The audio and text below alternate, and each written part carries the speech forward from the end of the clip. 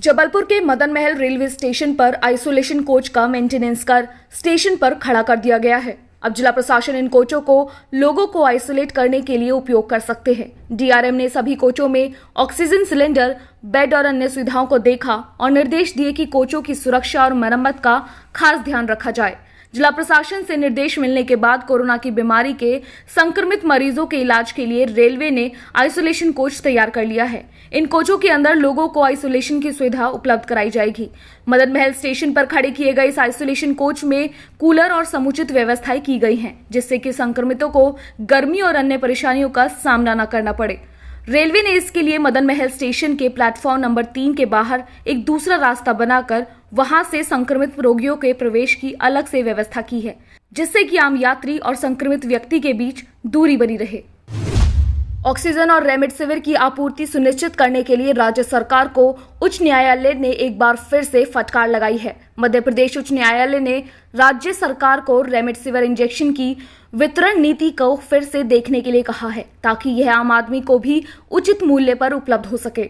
Chief justice Mohammad Rafiq और justice Atul Sreedharan की खंडपीठ ने कहा कि कोरोना रोगी को दवा के रूप में रेमडेसिविर का सेवन करने की आवश्यकता है या नहीं, यह इलाज करने वाले डॉक्टरों के विवेक पर छोड़ दिया जाना चाहिए और यह कार्यकारी के आदेश द्वारा तय नहीं किया जाना चाहिए।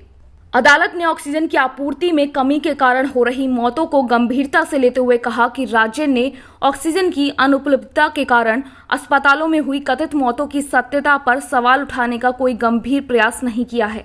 इतनी बड़ी संख्या में नागरिकों की मृत्यु वास्तव में दुखद है। अफसोस है कि लोग ऑक्सीजन की कमी से अस्पतालों में मर रहे हैं।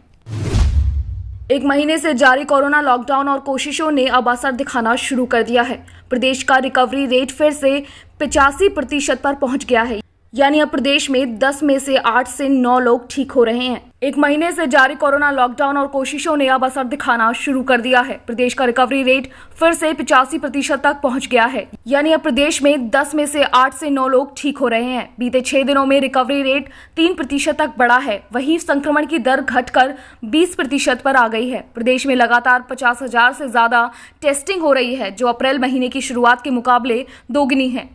इधर 18 से 44 वर्ष के लोगों का फ्री वैक्सीनेशन आज से शुरू हो जाएगा। 24 घंटे में सबसे ज्यादा अच्छी खबर भोपाल के लिए रही, जहां बीते 24 घंटों में संक्रमण दर में 6% की कमी आई है। प्रदेश के 4 बड़े शहरों में सबसे कम संक्रमण दर इंदौर की है, लेकिन यहां मरीज भी सबसे ज्यादा निकल रहे हैं। वहीं ग्वालियर में संक्रमण दर सबसे ज्यादा 28% पर है।